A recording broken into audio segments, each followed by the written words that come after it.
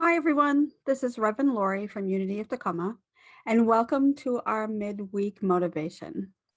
And today I'm just going to touch base with you because we are in week 3 of Faith in Action.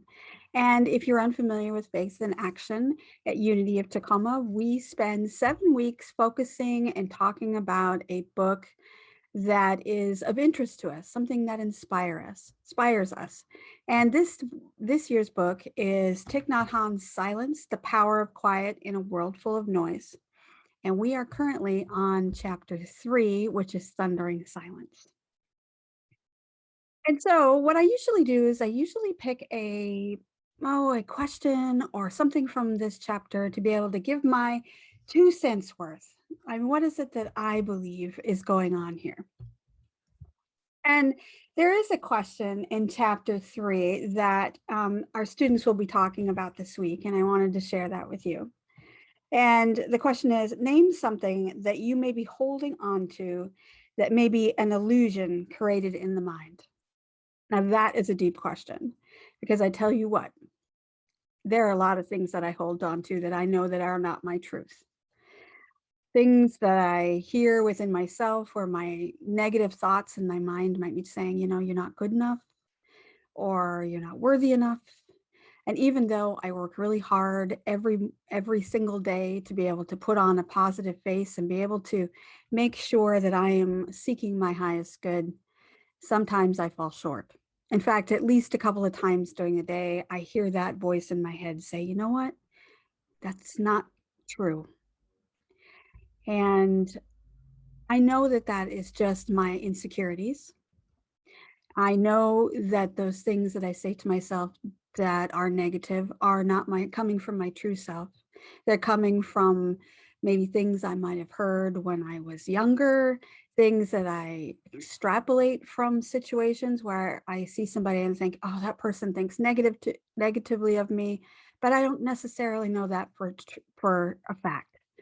My brain is just thinking the negative. And I know that that is just an illusion. It's something that I try not to focus on, but it is something that comes up. I work very hard to make sure that I stay on the path towards um, being the best person I can be, and creating the best environment for myself and for my health. And I try to keep that negativity away. But sometimes I hear, I am not good enough, or you are not worthy. Now, whether that came from, maybe a mean childhood friend that might have said something, or something in my past that I misunderstood, but that is a seed that's been planted in my store consciousness, like Thich Nhat Hanh would say, something that I need to work on. So that seed in my store consciousness, and that subconscious of my mind, it has been allowed to germinate and to pop up unexpectedly in areas that I do not want it to pop up. So I am aware that that message and those seeds and that negativity is an illusion. And I continue to work on that. And with mindfulness and meditation, gratitude, and of course, the most important thing to me is just self love and kindness. When I hear something negative about myself, something that I didn't expect to show up in my life at this specific moment, or during this certain situation, I am kind to that person inside of me, that voice that's giving me that negativity, because I know that that little voice has been hurt, or is misunderstood, or is just waiting to be heard. And so I give it my attention. I take my mind and I focus on it, showing it love and affection, knowing that it is just the inner child within me screaming out for a little bit of attention. And once I do, then I take some time to meditate, to get centered again. And I know that my true self, the self that is the source of all, is the one that I need to hear. And once I do that, once I pay attention to those negative voices, and give them love and kindness, then I'm able to move forward. So as you go through your study groups this week, if you are in a study group, that question may pop up. And so if you have an answer to that question, what in your mind do you know is an illusion? Please put that in the comments. I'd love to hear it, what it is you have to say about that. And we have study groups going on this week during chapter 3 that we had one meet today. We have another one meeting tomorrow at 6:30 and one on Friday at 6:30. So if you're interested in joining the conversation, even if you haven't read the book, please email me at Lori@unityoftacoma.org. That's Lori, Lori, at unityoftacoma.org. This weekend, I had a wonderful opportunity to meet with David Robeck, and he was my musician. And I have a wonderful song that I'd like to share with you. And so I'm going to let you go into a space of meditation, closing your eyes, and just enjoying the music from David Robeck. And then I'll be back in just a moment. Hello, darkness, my old friend. I've come to talk with you again, because a vision softly creeping left its seeds while I was sleeping. And the vision that was planted in my brain still remains within the sound of silence. In restless dreams I walk alone, narrow streets of cobblestone, beneath the halo of a street lamp. I turn my collar to the cold and damp, and my eyes were stabbed by the flash of a neon light that split the night and touched the sound of silence.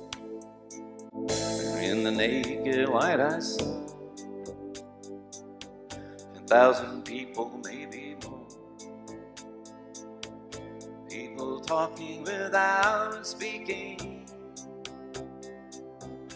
people hearing without listening,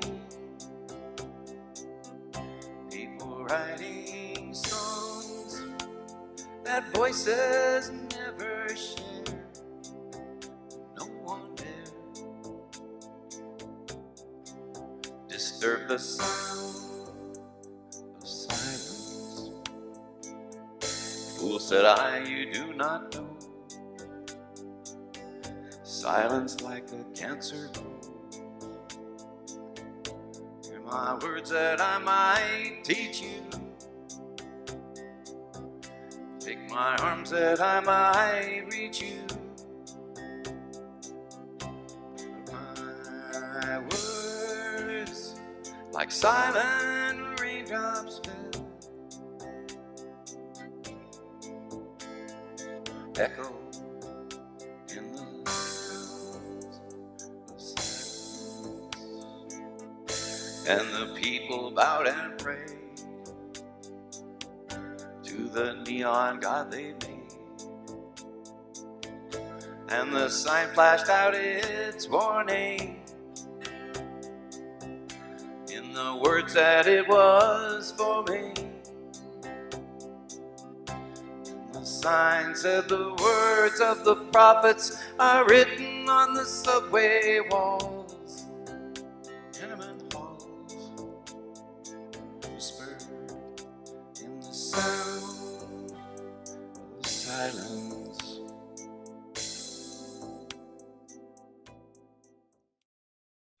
Thank you so much, David. That was just wonderful. And every time I get to work with him, he always provides the beautiful meditative music and inspiration that we have every Sunday at 10 o'clock.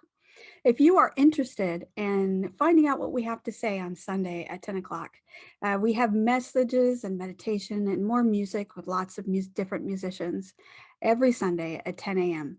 You can join us at unityoftacoma.org. And at the very top of the page, you can click the link and you can go right into the live stream and you can join us as we celebrate faith in action. And we go through our lives celebrating all of these wonderful questions, our insecurities, the beauty of our togetherness, and just being able to share who we are in our humanness, because this is only one experience that we're having right now.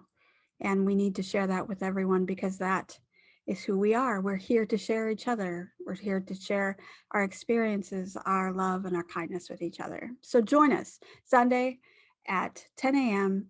at unityofTacoma.org. You have a wonderful rest of your week, and I hope you join us on Sunday. And touch the sound